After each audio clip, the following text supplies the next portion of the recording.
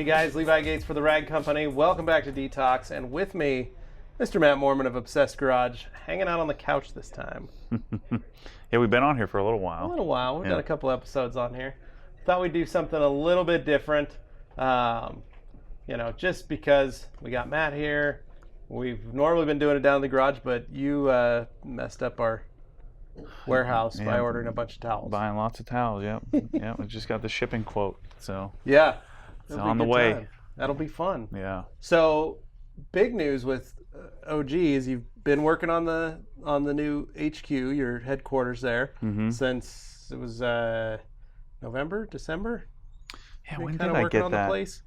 Yeah, I think because when I had two places, and I was planning on doing the one that was 1,250 square feet. This one is right across the street from my house, so it's 2,000 square feet, and needed drywall, so the drywall put in, and then lots of electrical and lots of lights and flooring, and I have huge aspirations to make it partly like a demonstration and testing area and then warehousing, but now this giant 4 pallets of towels that I'm sending combined with all the other stuff I'm getting, I don't know, man.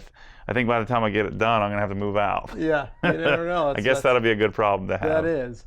And then your dad is, your mom and dad are moving down. Yeah, so and that was also in the plans. Funny how this happened. I asked them in, I guess it would have been January of 2017 of last year. I was selling these T-shirts, and we were doing 40 or 50 orders a month. Maybe it was a week, 40 or 50 orders a week. Yeah, because I was doing a couple hundred orders a month, and it was going to be just like a little part-time thing that I could have them do. I needed somebody to do the packing and shipping. These are super easy to ship. Yeah. And then shortly after that, I started to do pressure washers, and so now it's turned into doing several thousand orders a month. Yeah. So we went from doing a few hundred to in the thousands, and they have an 1,800 square foot house in northeastern Pennsylvania that I have stacked, to the ceiling with stuff. Yeah. And so now they're transitioning to full-time employment starting actually I'm flying home from here, and then Monday I'm getting on a plane. Today's Friday. Monday I get on a plane. We're going up there, and my dad and I are getting in a 20-foot U-Haul and rolling down. So they're moving to Florida to run that facility and distribution for me. And you've set it up pretty well in the sense that you're literally, like you said, you're right across the street from the new building, just less than a mile away. And then their new house is less than a mile away. Yeah, it's like a little triangle. Yeah, it's gonna be great. Yeah, and they get to be near the grandkids and. Yeah, it's been difficult as it's grown and as it's gotten bigger. Like I can't see what we have, and that too, and managing inventory and getting especially with all the products that we've been representing, we constantly run into supply issues. Because it's hard for me to predict. I mean, how much do you need when you've never offered it before? You don't know what's always there. What you got, or so it'd be nice to have it all under one roof. Yeah, and then the other difficulty, I only have about 30%. I'm guessing 30% of the products that I'll ultimately have. Yeah. There's a lot of compressed air stuff. I don't know. I've always dreamt of having an amazing air compressor. And then I've found all these parts and pieces from all over the world, these great products that are underrepresented, that I'm going to stock and ship and make available. And then, towels and detailing supplies. I have interior, I have coating, I have all kinds of, also all the compressed air, pneumatic tools from Rupes. I've got, hundreds and hundreds of products to curate and to put in the store. And then my vision is, and we're already doing this with our towels, is to have version 2.0 and 2.2 and 3.0 and have updates. Yeah, because you'll be able to play with the stuff as you go and be able to have more as I learn more, right? As I test more, as new products come out, I want to be able to continue to evolve not just the packages but the offerings and improve. And for instance, I'm excited to get home. I have a new prototype. I've been prototyping a new version of my high pressure gun, that I use with the Krenzel pressure washer. And so I've been working with Switzerland, Mosmetic in Switzerland, through the U.S. distribution. So we've been working on shortening up the swivel, reducing some of the bulk, coming up with a new, even better quick disconnect coupler, eliminating another part. So we'll eliminate about 2 inches between the end of the hose and the inlet to the gun, and then also changing how the nozzle works on the end of the gun. So just completely redesigning and being able to have the resources to do that is, I think, that's what I'm really, really excited to be able to improve things, or even come to you guys and say, hey, I'd like this. We were talking about it the other day. I'd like the towel to be 2 inches less wide and 10 inches shorter. Yeah. And you can't do that if you're selling 50 of them. Yeah. You know, but if you're selling 5,000 of them, it's easy. We can make those changes for you. Right. It becomes viable, and that gets me fired up to be able to take a product, improve it, and then, you know, offer it to people, and then teach them about the virtues of it. That's my, you know, that's my drug. And so, do you foresee being able to do more of that with other companies as well? Being able, like, since you're already doing it with the gun, the pressure washer gun. Yeah. Probably do some things with chemicals or more equipment or flooring. I have a vision for, because I get this question a lot about, will you be doing private label stuff? Yeah. You know, why don't you do private label? And the margins are certainly better when you do that. You don't have any competition. I don't know, and I don't want to say never. Yeah. But I'm such a fan of different, like, the Rag Company products. I'm a fan of the brand, the products, the people, right? I'm a fan of the Mosmatic product, even though it's a Suttner gun. I'm a fan of their, you know, their people and their product. I'm a fan of MTM. You know, I'm a fan of these different things. And so, what I think I would do is, like, for instance, if I was going to, I would co-brand. Yeah. So I think I want to be the first. Like an OG signature version. Yeah, I want to be really vocal on where it's coming from. Maybe that's a mistake, but I want to be vocal on where I'm getting the product, because I'm not a microfiber manufacturer. I'm not a chemist. Yeah. I'm not going to become one either. And so I'm going to take a little bit different angle than most of, especially the detailing industry, where you're secretive of who's OEMing it. That's how we see it too. We were a private label company for a number of years. Right. Now we're a brand name. We want to be able to co-brand with other companies, because we want to be able to show that it's not us that has these pads. They're Lake Country pads, by, you know, but they're co-branded. So we have, you know, a Lake Country and a Rag Company, or these are IK sprayers. These are our Detail Factory brushes. I think there are pros and cons to doing it that way. That, you know, the con is now everybody knows what you're doing, and they can just copy it, right? Yeah. And we learned in this world of, you know, especially with, you know, with China and, you know, the trademarking issues cross border overseas, that you know, you can come up with some intelligent things, and then it gets copied, right? And gets stolen. But I'd like to believe that people buy from people. Yeah. You know, to some extent, or they, you know, you guys love this saying, but honor the source, right? Yeah, but people will honor that, you know. Yeah, and I think that, you know, that's the biggest thing, is also just in being cool and being open and being honest with everybody on your sales and what you're doing. And I think the customer you're looking for is going to be inclined to honor the source, going to buy from you because of you, not because of price, not because of, you know, they won't buy the generic version. And so I've been a living testament to that. I mean, the people that have bought, I think I have about 6,000 customers. I'm into my 11,000th transaction or purchase in 18 months. And the people that have trusted me, these are the people that they're the early adopters who have tested it, and certain things we've screwed up and we've been able to fix, and hopefully we've been able to deliver in a timely fashion. But some of the stuff, and you guys deal with this often, some of the stuff you just can't get. Yeah.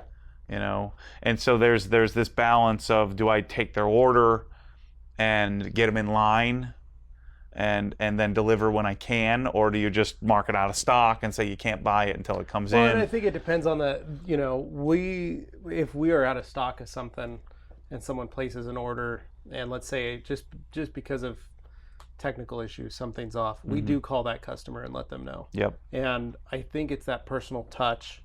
You know, it gives you the opportunity. Like Adam talked a lot about, when we did the tour of Adam's polishes, he talked a lot about, he loves it when they screw up, because then they get a chance to fix it. Right. Yeah. And in that same way, we get to do that. And so we do that, where we call a customer and say, hey, we're out of this.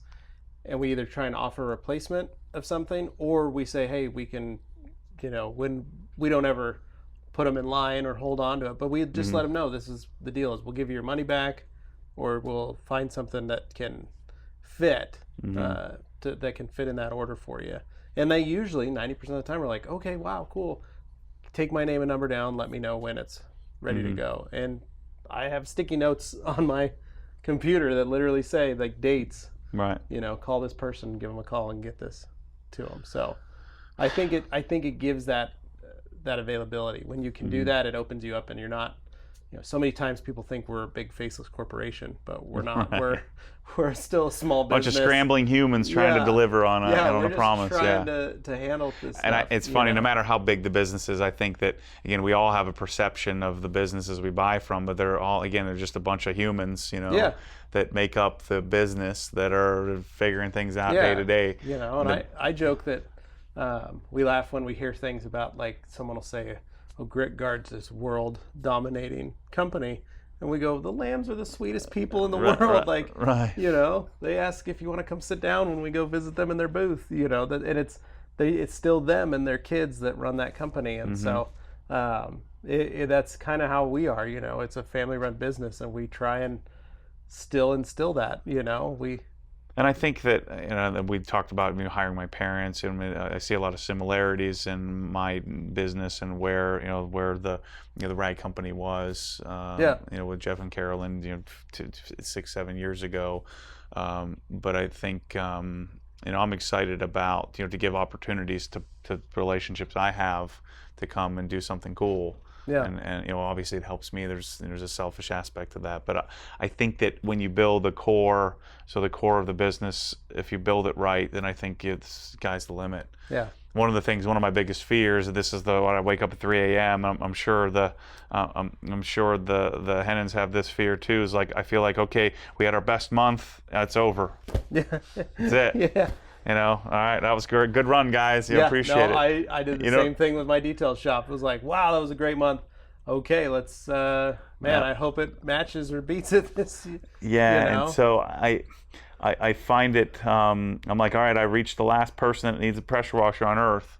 I've only sold 1,200 of them, but, so there's only 1,200 people out there, and there, however many hundreds of millions. And so I battle that as a business owner all the time. Is where is this thing going?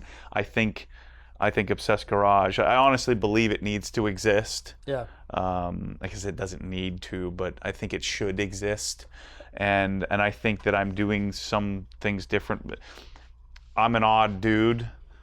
We've talked about this. If you haven't gone and listened to the main podcast, I thought I was a better dude than everybody. I thought I was great.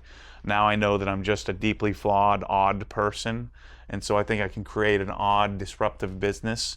And so, when I started, I was doing $10,000 in a month. I was like, "Holy crap, this is incredible!" And then I did $50,000, and then I did $250,000, and I did $400,000. I'm like, "Oh my gosh, this is incredible!"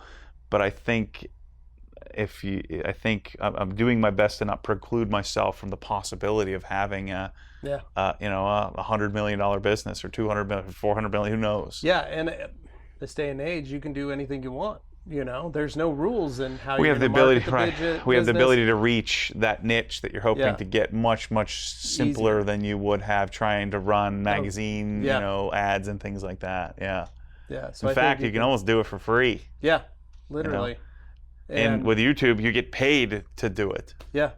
Yeah, so I mean, I think this, like you have, and the same as us and all these other companies, you're just at the forefront of this new endeavor. So I hope so. Yeah, I hope it's the beginning of, I'm chasing this dream of, creating an online destination where I'm in people's living rooms, teaching them about the virtues of a specific microfiber towel, and then I'm able to reach the social platforms to give me the ability to be able to reach the people that need to be reached. Right.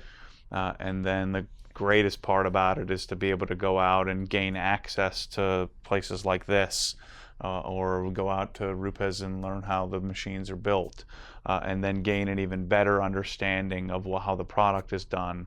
And so I see Obsessed Garage as being, because this was by accident, because I wasn't afraid to make a 50-minute or hour-long video. Right. I think I can go out to a place and get the information that you would need if you were really interested in a specific product, and then give people that information. Yeah.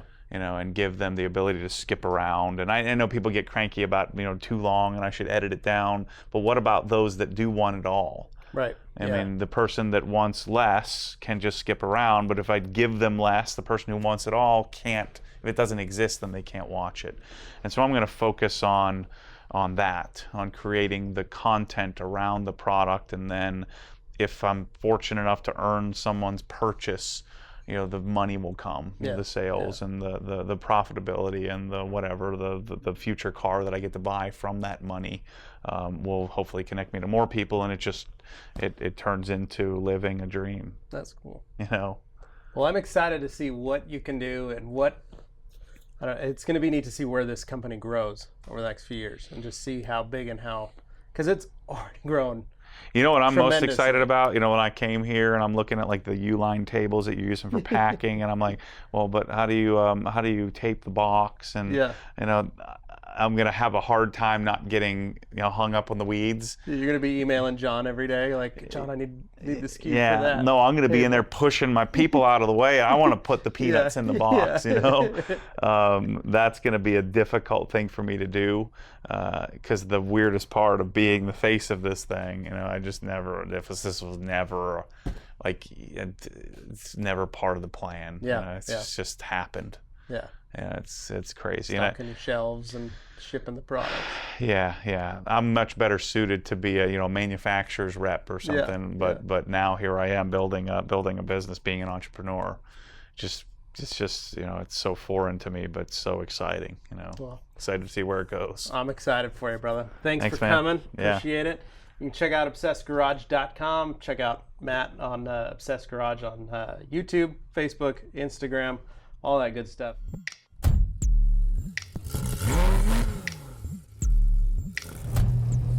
What happens when the force pulls you back, your foot naturally comes off the gas. You have to keep your foot to the floor, to the floor.